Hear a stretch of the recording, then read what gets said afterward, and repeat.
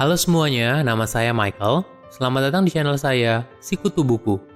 Kali ini saya akan bahas buku Maybe You Should Talk to Someone karya Lori Gottlieb. Buku ini bercerita tentang pengalaman Lori ketika dia menjadi pasien. Padahal pekerjaan Lori adalah seorang psikoterapis. Saat itu, Lori putus dengan pacarnya. Pacarnya menolak untuk menikahi Lori karena dia punya anak. Kejadian ini meninggalkan luka batin yang cukup dalam bagi Lori. Dan akhirnya, dia mencari pertolongan dari psikoterapis lainnya. Pengalaman Lori menjadi pasien ternyata membuat dia memahami kedua sisi pasien dan sisi psikoterapis. Ini merupakan pengalaman yang berharga dan sangat membantu Lori saat sesi konseling dengan pasiennya. Saya merangkumnya menjadi 3 hal menarik dalam buku ini. Yang pertama, masalah lebih rumit dari yang terlihat. Semua orang bertemu dengan psikoterapis karena punya masalah. Namun, apa yang disampaikan oleh pasien tersebut biasanya bukan masalah yang sebenarnya. Lori menceritakan kisah John, salah satu pasiennya yang merupakan penulis naskah di televisi. John mengeluhkan soal insomnia, berantem dengan istrinya, dan merasa nggak nyaman di lingkungan kerjanya. Mungkin kelihatan masalahnya sederhana. John hanya ingin tidur dengan tenang dan bisa curhat ke psikoterapis soal istri dan rekan kerjanya yang buruk. Tapi ternyata tidak segamblang itu. Masalah John jauh lebih dalam dari itu. Setelah digali lebih dalam oleh Lori, masalah John berkaitan dengan trauma masa lalu yang cukup tragis. Ketika John berusia 6 tahun, ibunya ditabrak mobil dan meninggal dunia. Kemudian ketika dia dewasa, anak laki-lakinya meninggal dunia dalam kecelakaan mobil saat berusia 6 tahun.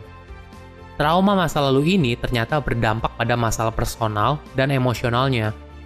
Efek yang dialami oleh John itu contohnya kayak tidak bisa menerima penderitaan masa lalu dan tidak bisa terbuka dengan orang lain. 2 hal ini yang menurut Lori merupakan akar dari permasalahan yang dihadapi John saat ini. Kedua, pemulihan hubungan antar manusia. Lori menceritakan rasa kesepian yang dialami oleh salah satu pasiennya yang sudah tua bernama Rita. Selama 10 tahun, Rita hidup menyendiri tanpa kontak sosial sebelum dia bertemu dengan Lori. Bahkan Rita sampai bertekad untuk bunuh diri kalau sesi terapinya dengan Lori tidak membuahkan hasil. Dari kasus Rita, Lori belajar bahwa kurangnya hubungan seseorang dengan manusia lain menjadi penyebab paling umum seseorang memutuskan untuk menjalani sesi terapi. Ketika bersama Rita, Lori berusaha untuk membantunya memulai kembali hubungan antar manusia. Hingga akhirnya Rita memulai untuk pedikur, agar dia bisa kembali merasakan sentuhan fisik dengan manusia lain. Ketiga, rasa kebebasan sebagai kunci penyembuhan. Lori pertama kali bertemu Julie saat Julie didiagnosa menderita kanker. Padahal usianya masih muda, yaitu 33 tahun. Julie merasa hidupnya terperangkap dengan kondisi yang dialaminya saat itu. Julie merasa ajalnya semakin dekat. Pelan-pelan Julie mulai menerima keadaan dan merubah hidupnya. Sebelum mendapatkan diagnosa tersebut, Julie merupakan orang yang cukup hati-hati. Namun, karena dia tahu bahwa ajalnya semakin dekat, membuat Julie berani mengambil resiko.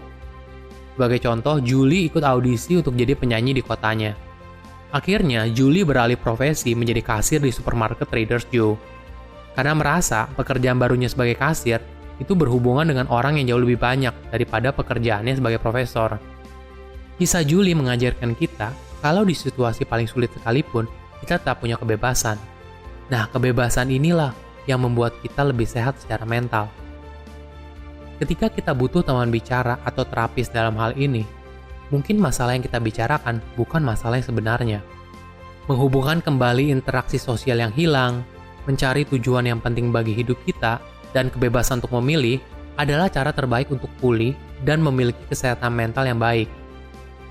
Silahkan komen di kolom komentar pelajaran apa yang kalian dapat ketika baca buku ini. Selain itu, komen juga mau buku apa lagi yang saya review di video berikutnya. Saya undur diri, jangan lupa subscribe channel YouTube Sikutu Buku untuk versi animasinya. Bye-bye.